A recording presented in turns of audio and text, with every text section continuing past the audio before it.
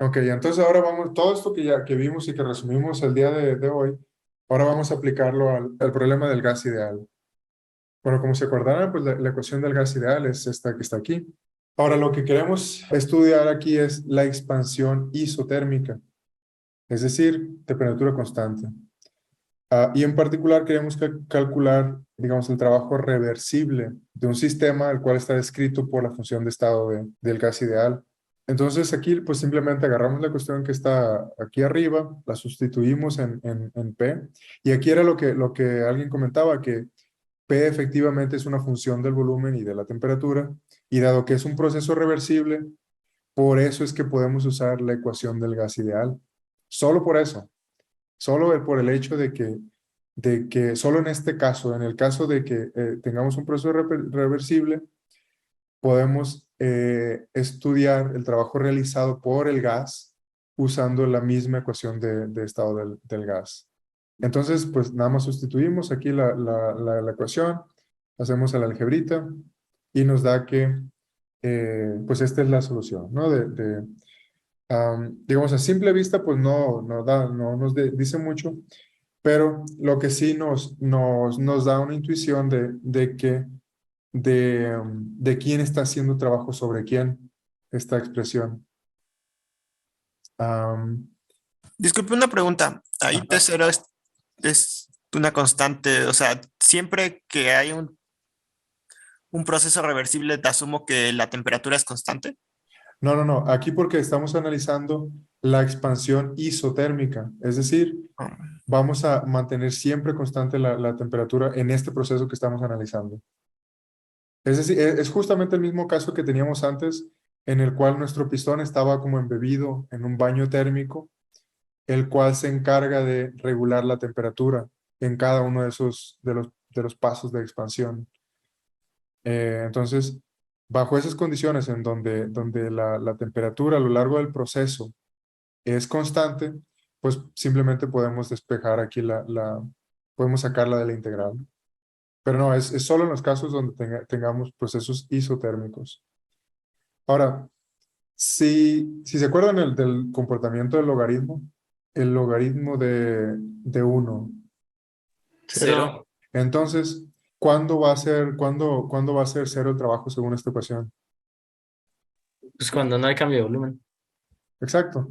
Entonces, si se fijan, aquí es bastante simple ver cuando el comportamiento del trabajo, cuando tenemos un sistema que es el descrito por el gas ideal.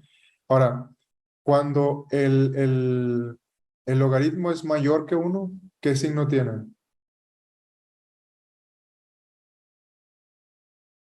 Es positivo. Ajá. Y bueno, pues el caso contrario, pues tengamos el logaritmo de un número negativo, perdón, de un número menor que uno, pues lo que vamos a tener que el logaritmo va a regresar un número negativo. Entonces, cuando el volumen final es mayor que el volumen inicial, es decir, hubo una expansión volumétrica, pues el logaritmo va a ser positivo y el trabajo total va a ser negativo. Es decir, el sistema está haciendo trabajo sobre el exterior, que es lo que estuvimos analizando en las diapositivas pasadas. Ahora, cuando el volumen final es menor que el volumen inicial, es decir, hubo una compresión, entonces ahí se pueden dar cuenta de que el exterior, o sea, los alrededores hicieron un trabajo sobre nuestro sistema. ¿Por qué? Porque pues al ser menor al regresar al logaritmo un número negativo, pues se vuelve un número positivo el trabajo y entonces el exterior está haciendo trabajo sobre el sistema, lo está comprimiendo. Dado que conocemos la cuestión de estado pues del gas ideal, y dado que la temperatura es constante, pues podemos evaluar la ecuación de estado en el punto inicial y el punto final de nuestro proceso. Entonces tenemos estas dos ecuaciones de aquí.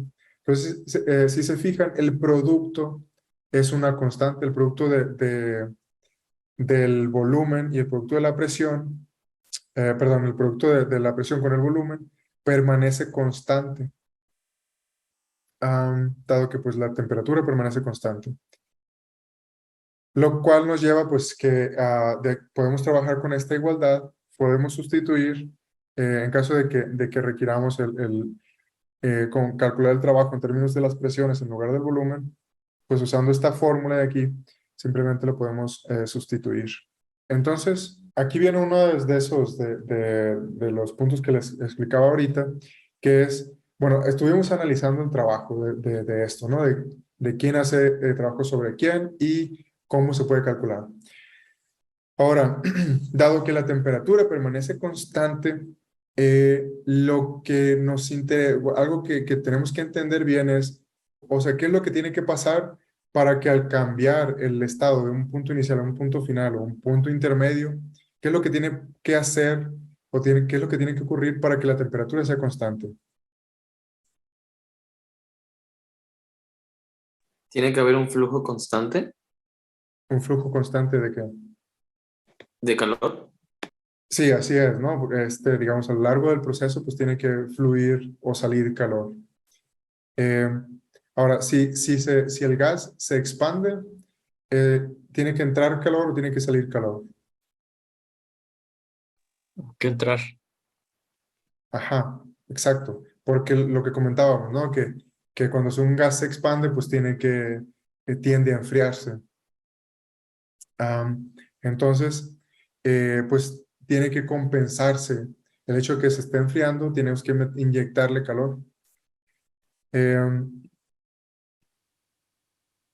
Ok, y pues el caso contrario también ocurre, de que en el caso, por ejemplo, acá arriba, si tuviéramos una compresión, pues el exterior, el entorno está haciendo trabajo sobre nuestro sistema. Y pues les ha tocado, digamos, ponerle aire a inflar una llanta. Cuando uno lo está haciendo, se da cuenta que se empieza a calentar el gas cuando uno lo comprime. Pues justamente eso pasa, ¿no? Entonces, al comprimir el gas, pues va a aumentar la temperatura.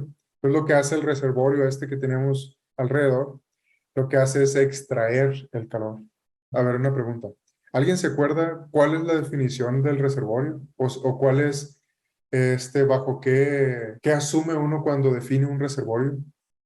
Pues que cuando le quitamos calor o le agregamos, pues en comparación del reservorio, esa cantidad es despreciable, ¿no? Exacto, digamos que las dimensiones de ese reservorio comparado con comparados con nuestro sistema son mucho, mucho más grandes, tal que no le afecta inyectarle o sacarle calor. Que es justamente también lo que platicábamos en una de las clases pasadas, de que cuando definimos un termómetro, la idea es que, que nuestro termómetro es tan pequeño tal que no perturba la medición que estamos haciendo. O sea, no le cambia, por ejemplo, nuestro termómetro no cambia la temperatura del cuerpo al cual estamos midiendo la temperatura. Entonces es un poco como el sistema, la parte inversa, ¿no? De que la dimensión del cuerpo al cual le medimos la temperatura es mucho más grande que nuestro termómetro. Entonces, nada, eso quería que les quedara claro.